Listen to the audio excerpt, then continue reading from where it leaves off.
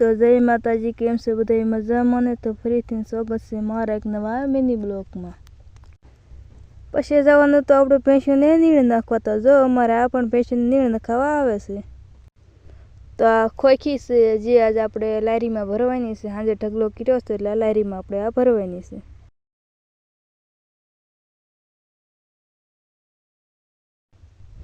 પછી તો આપણે કરી દીધું ખોખી ભરવાનું ચાલુ. પછી તો આપણે તગારું ભરી નાખ્યું.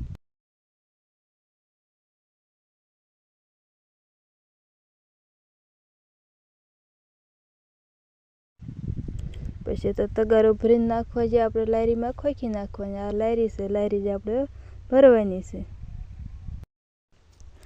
પછી તો આપણે આખી ભરી નાખી લારી ખોખીની.